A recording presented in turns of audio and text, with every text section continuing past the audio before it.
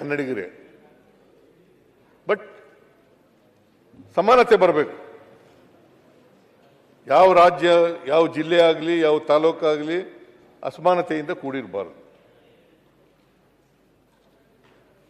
ಉತ್ತರ ಭಾಗದಲ್ಲಿ ಬೆಳೀಲಿ, ದಕ್ಷಿಣ ಭಾಗದಲ್ಲಿ ಬೆಳೀಲಿ, ಯಾವುದೇ ಭಾಗದಲ್ಲಿ ಬೆಳೆದರೂ ಕೂಡ ಅವರಿಗೆ ನ್ಯಾಯಯುತವಾದಂಥ ಬೆಲೆ ಸಿಗ್ತಕ್ಕಂಥದ್ದನ್ನು ಮಾಡಿಕೊಡ್ತಕ್ಕಂಥ ಕೆಲಸವನ್ನು ಮಾಡಬೇಕು. ಇದನ್ನು ಕಬ್ಬಿನ ಸಮಸ್ಯೆಯನ್ನು ಬಗೆಹರಿಸಿದ್ದೀವಿ, ಮತ್ತು ಮೆಕ್ಕೆಜೋಳ ಸಮಸ್ಯೆನೂ ಕೂಡ ಬಗೆಹರಿಸಿದ್ದೀವಿ. ತೊಗರಿನೂ ಕೂಡ ಅದು ಆರ್ಡರ್ಸ್ ಆಗಿದೆ. ಈಗ ನಿನ್ನೆನೇ ಆರ್ಡರ್ಸ್ ಆಗಿದೆ. ಖರೀದಿ ಕೇಂದ್ರಗಳನ್ನು ತೆಗಿಲಿಕ್ಕೆ ಮಾಡಿದ್ದೀವಿ. ಮತ್ತು ಕೇಂದ್ರದ ಈಗ MSP ನಿಗದಿ ಮಾಡಿದ ಮೇಲೆ ಕೊಂಡ್ಕೊಳ್ಳೋರು ಯಾರು? ಅವರೇ ಮಾಡಬೇಕಲ್ವಾ?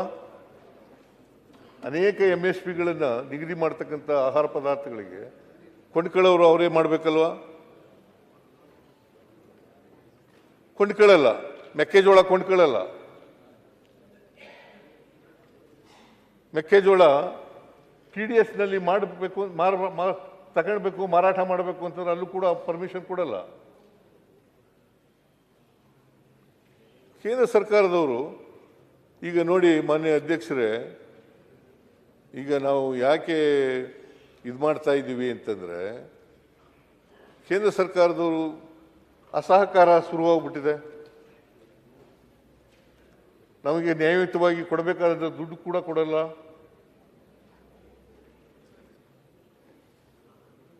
ಈಗ ನೋಡಿ, ಜಲಜೀವನ್ ಮಿಷನ್ JJM ಅದರಲ್ಲಿ 13,000 ಕೋಟಿ ಬರಬೇಕು. ಹೋದ ವರ್ಷದಿಂದ ಕೊಟ್ಟಿಲ್ಲ, ಹೋದ ವರ್ಷನೂ ಕೊಡಲಿಲ್ಲ, ಈ ವರ್ಷನೂ ಕೊಟ್ಟಿಲ್ಲ.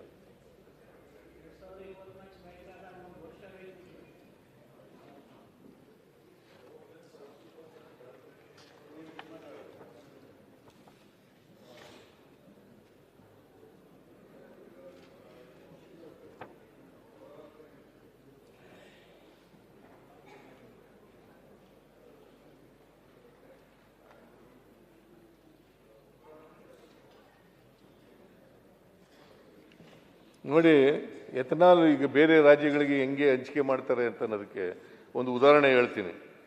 ಗುಜರಾತ್ನಲ್ಲಿ ಬಿತ್ತನೆ ಮಾಡ್ತಕ್ಕಂಥದ್ದು 1,00,000 ಹೆಕ್ಟೇರ್ಗಳಲ್ಲಿ 1,83,000.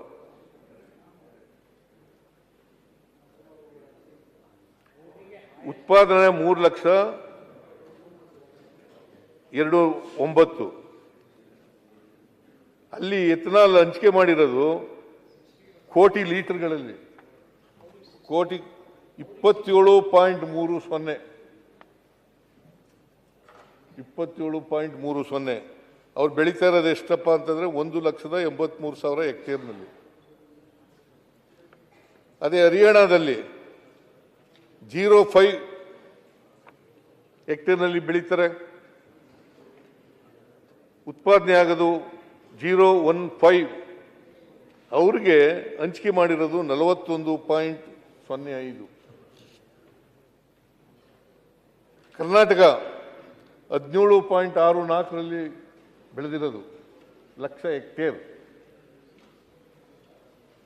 ನಮಗೆ ಕೊಟ್ಟಿರತಕ್ಕಂಥದ್ದು 26.55. ಈಗ ತಾರತಮ್ಯ ಯಾಕೆ?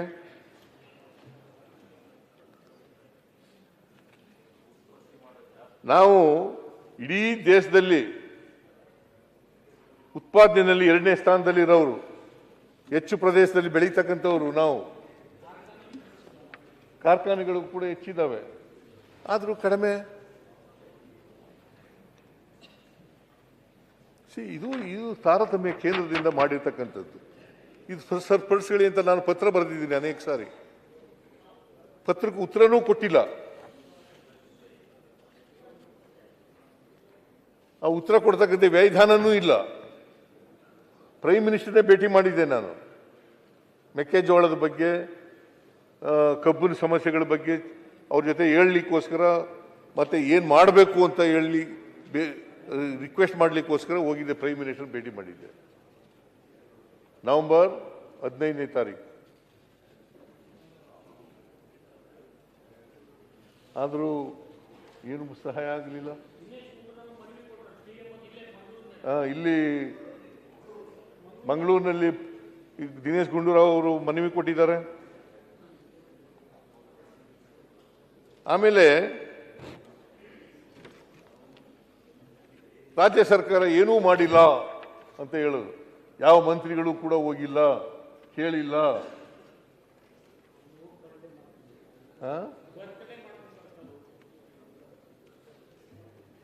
ಈ ತರ ಹೇಳೋದು. ರಾಜ್ಯ ಸರ್ಕಾರದ ಮೇಲೆ ಗೂಬೆ ಕುಳಿಸಿ. ಈಗ ನಾವೆಲ್ಲರೂ ಕೂಡ ಉತ್ತರ ಕರ್ನಾಟಕನ, ಇಡೀ ಕರ್ನಾಟಕದ ಜನರನ್ನು ಸಮಗ್ರವಾಗಿ ಅಭಿವೃದ್ಧಿ ಮಾಡಲಿಕ್ಕೋಸ್ಕರ ಇರೋದು. ವಿರೋಧ ಪಕ್ಷದಲ್ಲಿರಲಿ, ರೂಲಿಂಗ್ ಪಾರ್ಟಿ ಇರಲಿ, ನಾವೇ ಉಳಿ ಇಡ್ತಕ್ಕಂಥ ಕೆಲಸವನ್ನು ಮಾಡಬಾರ್ದು. ಉತ್ತರ ಕರ್ನಾಟಕ, ದಕ್ಷಿಣ ಕರ್ನಾಟಕ ಅಂತ ವಿಭಾಗ ಮಾಡಬಾರ್ದು. ಎಲ್ಲ ಕನ್ನಡಿಗರೇ. ಕರ್ನಾಟಕ ಒಂದೇನೆ. ಕರ್ನಾಟಕದ ಎಲ್ಲ ಜನರು, ಎಲ್ಲ ಭಾಗದವ್ರನ್ನು ಕೂಡ ಸಮಗ್ರವಾಗಿ ಅಭಿವೃದ್ಧಿ ಮಾಡ್ತಕ್ಕಂಥದ್ದು ನಮ್ಮ ಕರ್ತವ್ಯ ಆಗಬೇಕು. ಅದನ್ನು ಮಾಡ್ತಕ್ಕಂಥ ಕೆಲಸವನ್ನು ಮಾಡ್ತಾ ಇದ್ದೀವಿ. ಆಮೇಲೆ ನೀರಾವರಿ ಬಗ್ಗೆ ನಾನು ಪ್ರಸ್ತಾಪ ಮಾಡಿದ್ರೆ ಬಹುಶಃ ವಿರೋಧ ಪಕ್ಷದವರಿಗೆ ಈಗ ಮಹದಾಯಿ ಯೋಜನೆ ನೀವು ಇದ್ದೀರಿ. ಏನಂತ ಯಡಿಯೂರಪ್ಪ ಏನಂತ ಹೇಳಿದರು?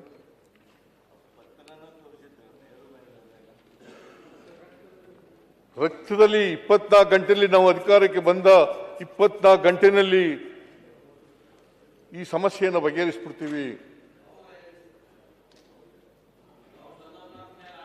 ಆಮೇಲೆ ರಕ್ತದಲ್ಲಿ ಬರ್ಕೊಡ್ತೀನಿ. ಸೌದಿಯವರೇ, ನಾನೇನು ಹಾಣೆ ಮಾಡಿರ್ಲಿಲ್ಲ. ಇಲ್ಲೇ ಕೂತ್ಕೊಳ್ಳಿ, ನಿಮ್ಗೆ ಗೊತ್ತಿಲ್ಲ. ಸುಮ್ಮನೆ ಯಾರೋ ಹೇಳಿದ್ರೆ ಕೇಳಕ್ ಹೋಗ್ಬೇಡಿ. ನಾನು ಮಾನ್ಯ ಅಧ್ಯಕ್ಷರೇ ನಾನೇನು ಹೇಳಿದ್ದೆ ಅಂತಂದ್ರೆ, ನಾವು ಹೊಸಪೇಟೆಯಿಂದ ಕೂಡಲ ಸಂಗಮದವರೆಗೆ ಪಾದಯಾತ್ರೆ ಮಾಡಿದ್ದ 2013ಕ್ಕಿಂತ ಮುಂಚಿತವಾಗಿ. 5 ವರ್ಷದಲ್ಲಿ 50 ಲಕ್ಷ ಕೋಟಿ ರೂಪಾಯಿಗಳನ್ನು ನೀರಾವರಿಗೆ ಖರ್ಚು ಮಾಡ್ತೀವಿ. 50,000 ಕೋಟಿ ರೂಪಾಯಿಗಳನ್ನು ನೀರಾವರಿಗೆ ಖರ್ಚು ಮಾಡ್ತೀವಿ ಅಂತ ಹೇಳಿದ್ದು. ಪ್ರತಿ ವರ್ಷ ಕನಿಷ್ಠ 10,000 ಕೋಟಿ ರೂಪಾಯಿಗಳನ್ನು ಖರ್ಚು ಮಾಡ್ತೀವಿ.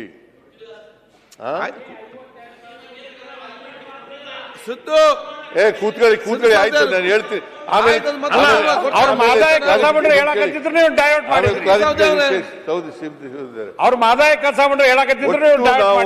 5 ವರ್ಷದಲ್ಲಿ 56,000 ಕೋಟಿ ರೂಪಾಯಿಗಳನ್ನ ಖರ್ಚು ಮಾಡಿದ್ದೀವಿ ನೀರಾವರಿಗೆ. ಅಧ್ಯಕ್ಷರೇ, ಇವರು ಮುಖ್ಯಮಂತ್ರಿಗಳು ಅವಾಗ ಹೇಳಿದ್ದೇನೆಂದ್ರೆ ಕೃಷ್ಣಾ ಮೇಲ್ದಂಡೆ ಯೋಜನೆಗೆ 10,000 ಕೋಟಿ ರೂಪಾಯಿ ಅಂತ ಹೇಳಿದ್ದಾರೆ. ಈಗ ಸಮಗ್ರ ಎಲ್ಲ ನೀರಾವರಿ ಕೂಡ 56,000 ಕೋಟಿ ಹೇಳ್ತಾರೆ.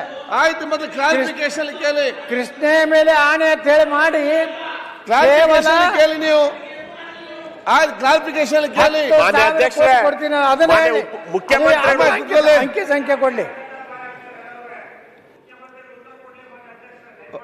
ಓಕೆ. ಮಹದಾಯಿ ಬಗ್ಗೆ ಈಗ 13.42 ನೀರು ಕೊಟ್ಟಿದೆ. 2018ರಲ್ಲಿ ತೀರ್ಮಾನ ಆಯಿತು. ಸುಪ್ರೀಂ ಕೋರ್ಟ್ನಲ್ಲೂ ಕೂಡ ತೀರ್ಮಾನ ಆಯಿತು. ಆದರೂ ಇವತ್ತಿನವರೆಗೆ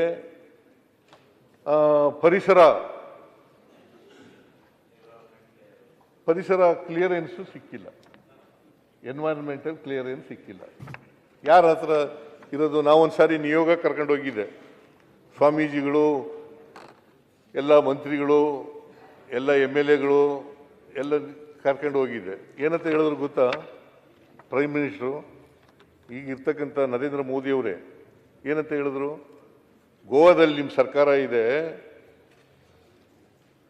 ಇಲ್ಲಿ ನೀವಿದ್ದೀರಿ,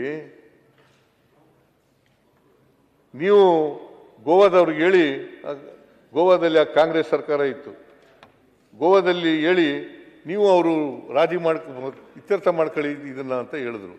ಈಗ ನಿಮ್ಮದೇ ಪಕ್ಷದ ಸರ್ಕಾರ ಇದೆಯಲ್ಲ, ಕೋರ್ಟ್ನಲ್ಲೂ ತೀರ್ಮಾನ ಆಗಿದೆಯಲ್ಲ, ಈಗ ಯಾಕೆ ಮಾಡಬಾರ್ದು ಇತ್ಯರ್ಥ?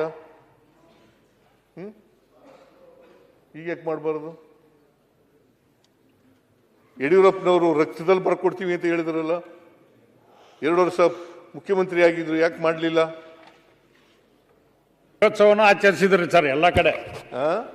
ವಿಜಯೋತ್ಸವ ಆಚರಿಸಿದ್ರು ವಿಜಯೋತ್ಸವ ಆಚರಣೆ ಮಾಡಿದ್ರು. ಹೆಚ್ಚಿನ ವಿಡಿಯೋಗಳಿಗೆ ಪ್ರತಿಧ್ವನಿ ಯೂಟ್ಯೂಬ್ ಚಾನೆಲ್ ಸಬ್ಸ್ಕ್ರೈಬ್ ಮಾಡಿ, ಬೆಲ್ ಐಕಾನ್ ಕ್ಲಿಕ್ ಮಾಡಿ.